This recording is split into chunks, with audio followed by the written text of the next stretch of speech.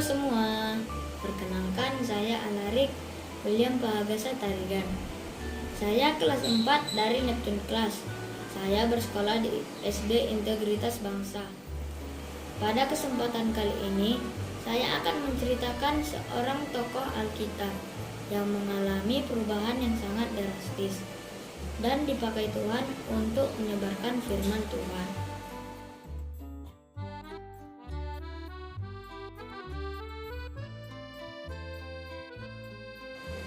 Teman-teman, apakah menurut kalian seorang yang tadinya sangat membenci Tuhan Yesus dapat berubah menjadi seorang yang menyebarkan firman dan kasih Tuhan?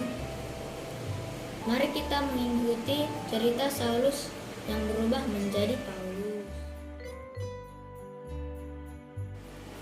Dalam cerita Alkitab, ada seorang tokoh yang bernama Saulus.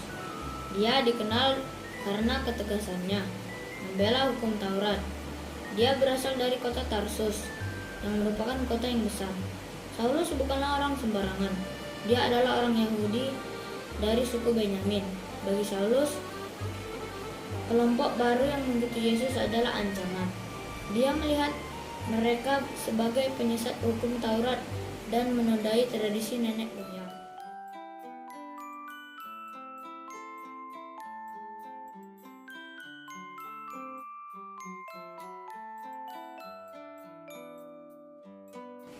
Semangatnya membela hukum Taurat sangat besar, sehingga dia merasa membasmi orang Kristen adalah bukti ketaatannya kepada Allah, dan semua itu memuncak pada hari kematian Stefanus.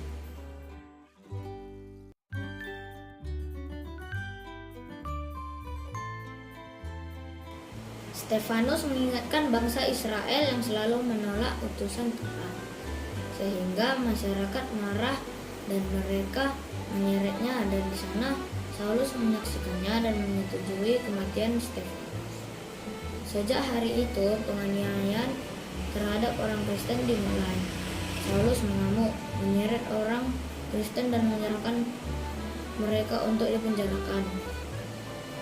Saulus memimpin penggerebekan dari rumah ke rumah dan menyeret semua orang Kristen.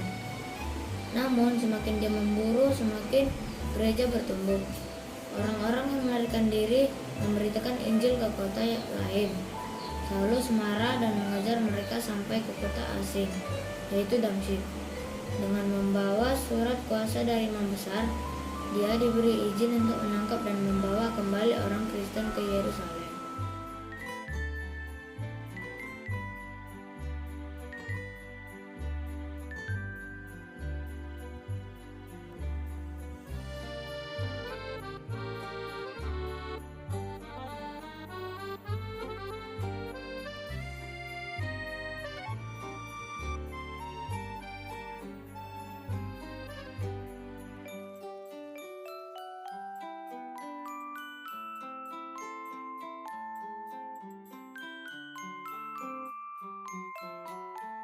Perjalanan ke Damsyik membutuhkan waktu beberapa hari. Melewati padang tandus, Yudea, tepat di dekat kota Damsyik, tiba-tiba sebuah cahaya dari langit yang sangat menyilaukan pandangan muncul dan Saulus jatuh tersungkur ke tanah. Tubuhnya gemetar dan seketika kekuatannya hilang. Dan terdengarlah suara, "Saulus, Saulus, mengapa engkau menganiaya aku?"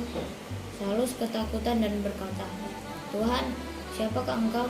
Suara itu menjawab, "Akulah Yesus yang engkau aniaya itu.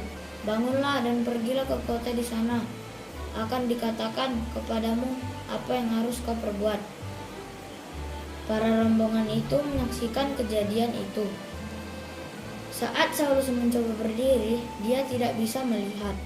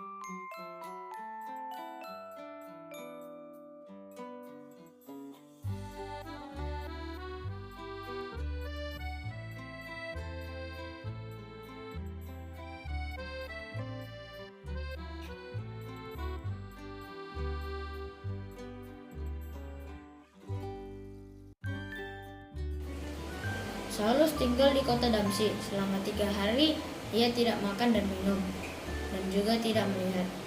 Ia hanya berdoa, dan di saat itu mata rohaninya mulai terbuka. Tuhan mengutus Ananias untuk mencari Saulus dan menopangkan tangannya atas Saulus. Awalnya Ananias enggan melakukannya, namun akhirnya ia menaati dan akhirnya menemukan Saulus. Ia mendekat dan menumpangkan tangannya dan berkata, "Saulus, saudaraku, Tuhan Yesus menampakkan diri kepadamu di jalan itu, mengutus aku supaya menopangkan tangan agar engkau bisa melihat lagi dan penuh Roh Kudus."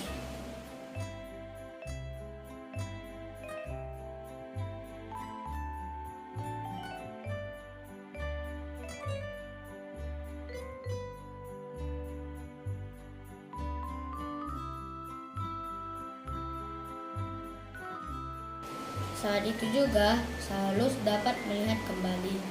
Dia dibaptis, dia makan, dan kekuatannya pulih. Setelah sembuh, Saulus tidak buang waktu dan memberitakan bahwa Yesus adalah Anak Allah. Orang-orang terkejut. Bagaimana mungkin orang yang menganiaya orang Kristen kini membela mereka? Namun Saulus semakin berani dan semakin lantang menyebarkan firman. Dan hingga akhirnya dia dikenal sebagai Paulus. Perjalanan Paulus tidaklah mudah. Ia dikejar dan hendak dibunuh, ditolak dan diragukan. Namun Paulus tetap taat dan mengabarkan Injil ke bangsa-bangsa. Ia menulis surat-surat yang kini menjadi bagian dari Alkitab. Ia mendirikan gereja-gereja dan ia menderita bagi Kristus. Dalam penderitaannya, ia tetap berkata, "Hidup adalah Kristus dan mati adalah keuntungan." Dari kisah Paulus, kita belajar bahwa Paulus bukanlah orang yang sempurna, tapi ia berubah karena Tuhan sendiri yang mengubah hidupnya. Tidak ada hati yang terlalu keras bagi Tuhan. Pertemuan dengan Tuhan mengubah segala.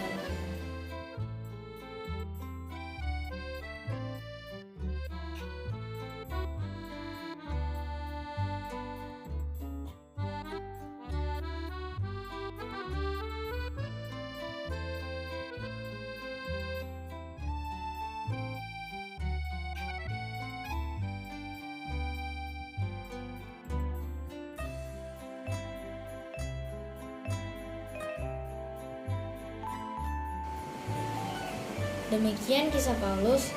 Terima kasih, Tuhan Yesus memberkati.